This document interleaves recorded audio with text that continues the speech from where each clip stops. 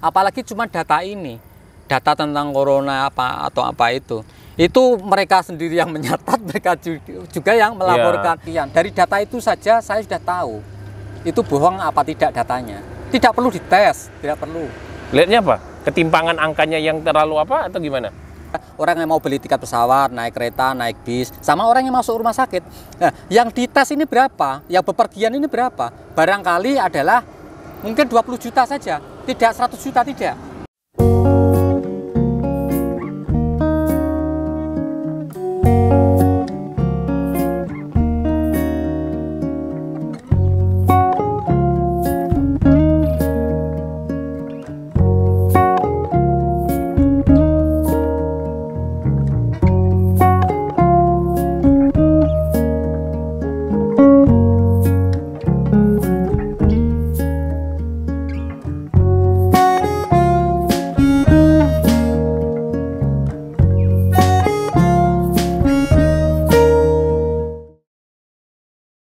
Siti Fadila, ini kita bahas sekarang khusus sama Mas Hartono karena saya pingin dari sudut pandang yang Mas Hartono, tapi sudut pandang Mas Hartono sama seperti yang disampaikan tadi adalah untuk membedakan orang pada saat berdebat, lihat sisinya mana yang punya kepentingan lebih dominan. Iya. Kalau dia punya kepentingan lebih dominan, maka dia akan membelanya, kan begitu.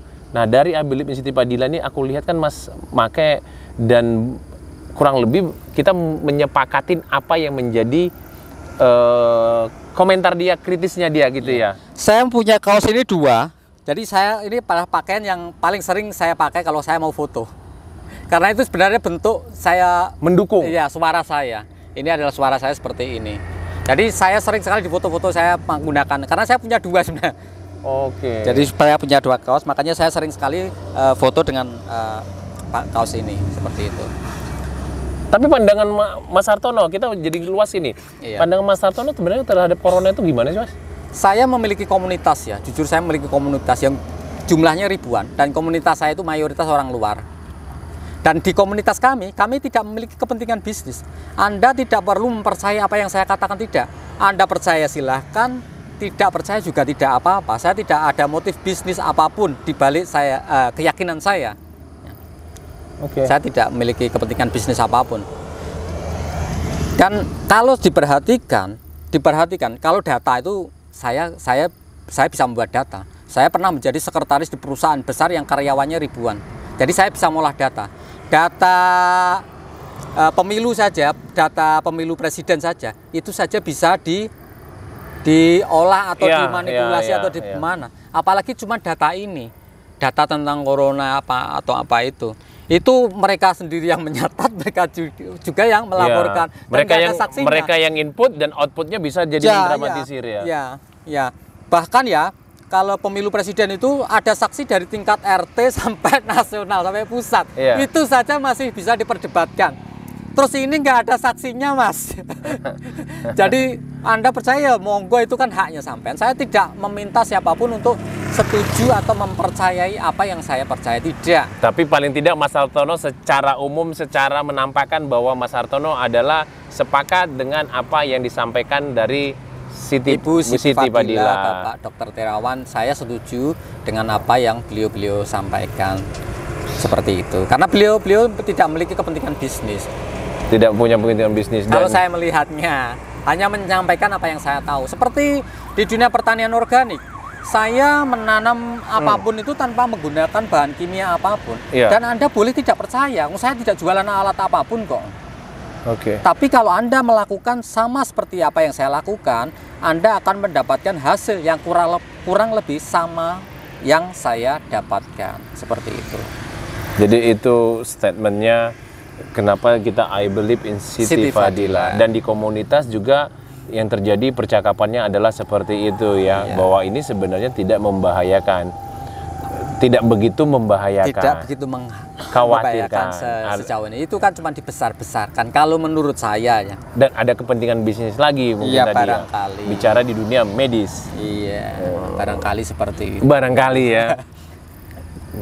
Karena dulu begitu hebohnya. Kenapa saya tidak mempercayai itu? Itu saya tertawakan. ketika awal-awal beberapa bulan setelah pandemi itu di tahun pertama ya, mungkin bulan Agustus, September, Oktober, itu saya baca data saja saya sudah tahu ini bohong apa tidak, itu saya sudah bisa. Kenapa Caranya? bohong apa tidak? Misalkan corona di Indonesia jumlahnya sekian, yang sakit sekian, yang sembuh sekian, yang mati sekian, dari data itu saja saya sudah tahu itu bohong apa tidak datanya. Tidak perlu dites, tidak perlu. Lihatnya apa? Ketimpangan angkanya yang terlalu apa atau gimana? Itu kok bisa yang misalkan yang sakit itu yang sakit misalkan 1 juta orang nih. Waktu pertama menyentuh angka 1 juta orang yang kena corona misalkan. Ya, terhidap penyakit COVID. Ya. 1 juta. Anda tahu artinya 1 juta atau sudah meningkat jadi 2 juta atau 3 juta. Artinya 1 juta dibandingkan dengan populasi manusia Indonesia, orang Indonesia kan jumlahnya kan 270 itu berapa persennya kalau 1 juta itu? Iya. Ya. Apakah semua orang 270 juta itu didata semua? Apakah dites semua? Kan tidak. Di tahun pertama kan tidak. Yang dites itu siapa? Adalah orang yang berpergian, orang yang masuk rumah sakit, itu saja. Orang yang mau beli tiket pesawat, naik kereta, naik bis, sama orang yang masuk rumah sakit. Nah, yang dites ini berapa? Yang bepergian ini berapa? Barangkali adalah mungkin 20 juta saja, tidak 100 juta, tidak. Apakah tanya aja ke desa, siapa yang pernah dites COVID? Kan tidak ada. Karena kalau di desa saya, kalau orang kota barangkali naik pesawat karena mereka aktif. Ya.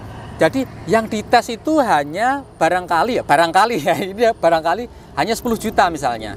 Tapi kok yang positif 1 juta, itu kan perbandingannya 10%. Tapi Bali sepi loh. Iya, itu kan permainan. Oh, jadi isu yang dimainkan sehingga di medsos. Ini kekuatannya besar sekali. Jangankan beli jering drummernya SID, negara saja kalah. Negara-negara maju saja kalah, apalagi negara kita. Negara kita itu siapa? Negara maju seperti Jepang, Italia, Amerika saja kalah kok. Apalagi cuma sekelas negara kita. Apalagi cuma sekelas level suara saya. Levelnya orang biasa, nggak bisa. Artinya kita mau mereka sudah memiliki sistem yang bagus sekali. Yang membuat itu kan bukan orang bodoh.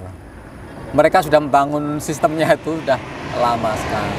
Artinya dia sudah bangun sistem, kapan dia tekan tombolnya, permainan dimainkan. Iya, seperti listrik ini. Untuk memastikan listrik di kampung saya nggak perlu tahu tombol rumahnya satu-satu, kan nggak perlu. Gardunya di mana? Gardu induknya. Di sini, tinggal matikan sini. Jadi kalau mau matikan seluruh kelurahannya nggak perlu datang ke setiap desa, enggak. Bisa-bisa jadi kayak sabotase bahasanya.